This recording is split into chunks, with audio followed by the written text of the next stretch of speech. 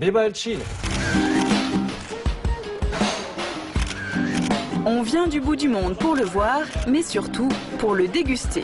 Lui, c'est le jambon pata negra, une star incontestée en Espagne. Considéré comme le meilleur jambon cru du monde. Excellent. Excelente. But it's very good, yes. Erg lekker. Français, italien, anglais, pas besoin de traduction, tous sont d'accord, ce jambon est tout simplement délicieux. Mais ce que ces touristes ne savent pas encore, c'est qu'il est aussi très bon pour la santé. Difficile à croire, non ? Ça me semble très salé, c'est de la viande. D'habitude, la viande, c'est pas si bon que ça pour la santé.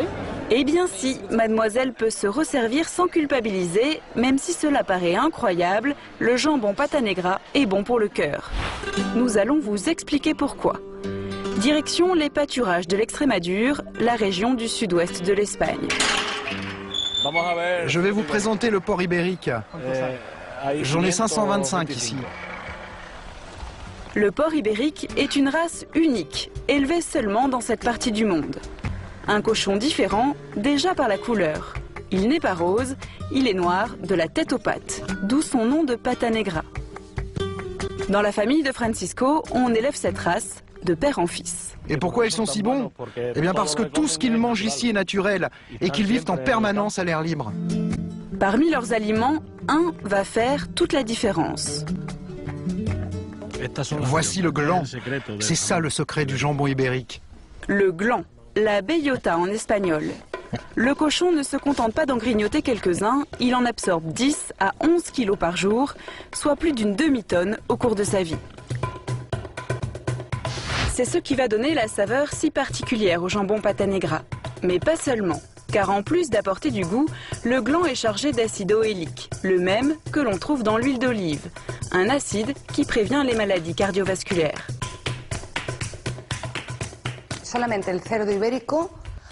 Il n'y a que le cochon ibérique qui soit capable de transformer les bons acides gras du gland en cette graisse spéciale qui n'existe que sur ce jambon. Car aussi incroyable que cela puisse paraître, c'est la graisse qui est le meilleur pour la santé. Pour s'assurer qu'elle est donc bien chargée en gland, Anna vient contrôler les jambons de Francisco. Même après avoir séché pendant 2 à 3 ans dans les caves, le jambon doit conserver son odeur fruitée. Je viens de contrôler son arôme, il n'y a aucune anomalie, aucune imperfection, il peut donc être étiqueté pour être vendu.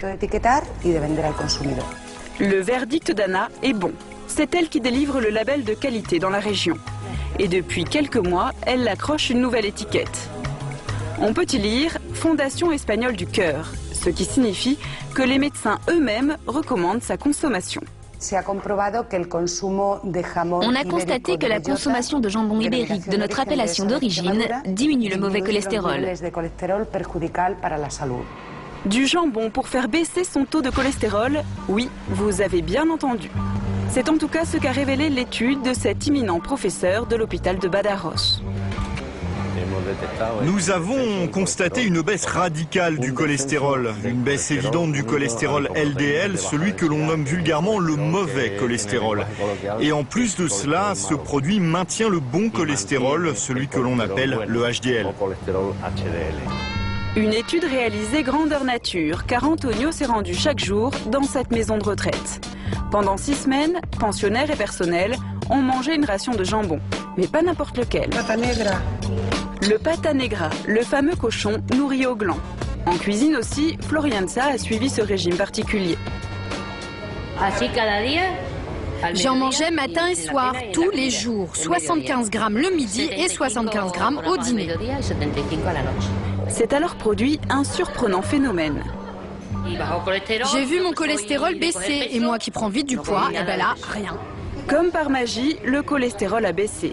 Et ce, chez tous les participants, de façon parfois très significative. Moi, mon niveau de sucre a tellement baissé que le docteur a été obligé d'ajouter des gâteaux à mon menu. Parce que mon cholestérol était si bas que c'était de la folie. En plus de cette bonne nouvelle, d'autres analyses révèlent que dans ce jambon, tout est bon. Il est riche en vitamine E, un antioxydant très à la mode qui freine le vieillissement. Mais aussi en vitamines B1 et B2, en fer, en magnésium, en calcium et en zinc. Pour le docteur Garcia, l'idéal est donc de le consommer régulièrement. Ce jambon peut très bien se substituer à tout autre plat de viande rouge avec la certitude que lui, au moins, il fera du bien à la santé. Il a de la bonne graisse et plein de protéines. Un jambon presque aussi efficace qu'un médicament. Seul bémol, son prix. En Espagne, on le trouve à 110 € le kilo, des prix qui peuvent grimper encore plus en France. Alors, comment l'acheter sans se tromper? Un seul mot-clé, bellota. Ce doit être écrit sur l'étiquette, c'est le mot magique, et la pâte doit ressembler à ça. Ça, c'est le vrai jambon ibérique. Il doit avoir le sabot noir, c'est super important, sinon c'est pas un vrai pata negra. Et ensuite, on le voit ici, il est strié.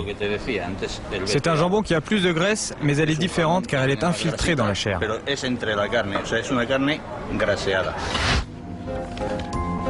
Et si vous l'achetez à la coupe, voici ce qu'il faut savoir. Ça, c'est du serrano, un jambon classique. Et ça, c'est le célèbre ibérique de bellota. Même plusieurs heures après avoir été coupé, le bellota sera toujours brillant. Alors que celui-ci va prendre une couleur plus sombre, ça veut dire qu'il devient plus sec. Plus sec et surtout sans les bienfaits de son cousin pata negra. Reste donc à faire des économies en attendant qu'un jour peut-être, le jambon pata negra de bellota soit délivré sur ordonnance.